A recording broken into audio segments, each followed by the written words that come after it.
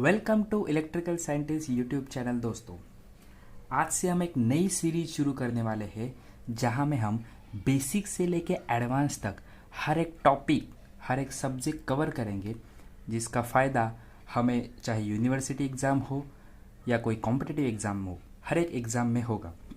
तो आइए शुरू करते हैं बेसिक ऑफ इलेक्ट्रिकल से। तो इलेक्ट्रिकल का सबसे बेसिक होता है चार्ज। तो चार्ज होता क्या है? चार्ज क्या होता है कि किसी भी मटेरियल की एक ऐसी प्रॉपर्टी होती है जिसके वजह से अगर वो इलेक्ट्रोमैग्नेटिक फील्ड में रखा जाए तो वो फोर्स फील करता है।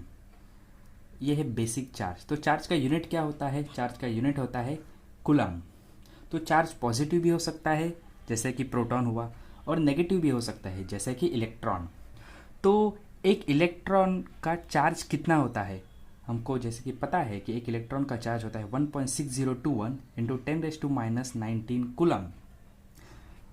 एग्जाम में बहुत बार ऐसा क्वेश्चन पूछा जाता है कि एक कूलम ऑफ चार्ज में कितने इलेक्ट्रॉन्स होते हैं। तो उसको निकालने के लिए हम एक फॉर्मूला यूज़ कर सकते हैं कि जैसे अगर एक कूलम ऑफ चार्ज हो तो उसमें कितने इलेक्ट्रॉन हो गए, तो उसमें हो गया number of electron into charge of one electron. तो यहाँ से हम निकाल सकते हैं 1 coulomb is equal to number of electron into charge of one electron is 1.6021 into 10⁻⁻19। और अगर हम उसको कैलकुलेट करते हैं तो हमको आंसर आता है 6.25 इंटू 10⁻18। मतलब number of electrons in 1 coulomb is 6.25 into 10⁻18।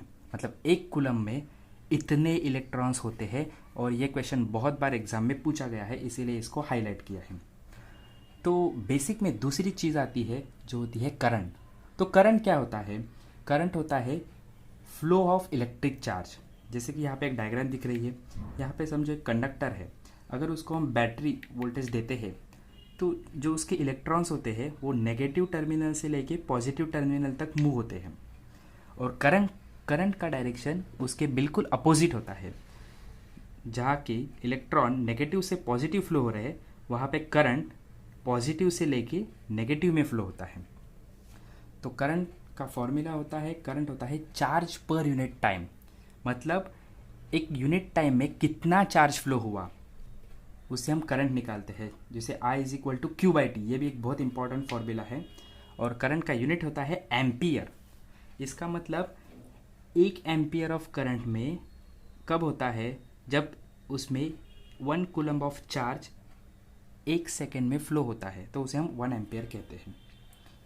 अब इलेक्ट्रिकल का और एक बेसिक टर्म है, वो है वोल्टेज। तो वोल्टेज क्या होता है? वोल्टेज बेसिकली एक प्रकार का इलेक्ट्रिकल प्रेशर होता है, उसको इलेक्ट्रिकल टेंशन बोलते हैं।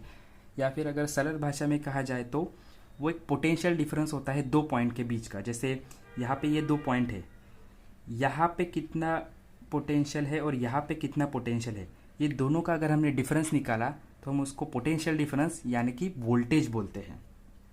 तो वोल्टेज को डिफाइन करने का और एक तरीका है, उसे बोला जाता है जैसे कि कोई एक चार्ज है, जैसे यहाँ पे एक चार्ज है।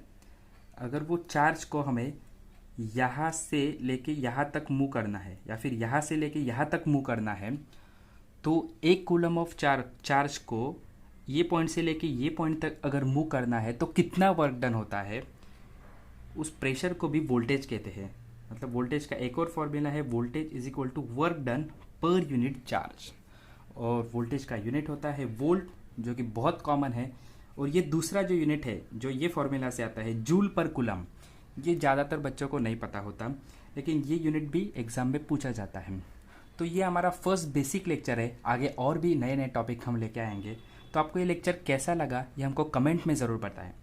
और आपको एक क्वेश्चन है, जैसे हमने यहाँ पे आज सुना इलेक्ट्रॉन्स, प्रोटॉन्स, न्यूट्रॉन। तो क्या आपको पता है कि इलेक्ट्रॉन्स, प्रोटॉन्स और न्यूट्रॉन्स को किसने डिस्कवर किया? अगर पता है तो नीचे कमेंट में बताएं, और अगर नहीं पता तो डिस्क्रिप्शन में लिंक दिए है, जाके देखिए। Thank you.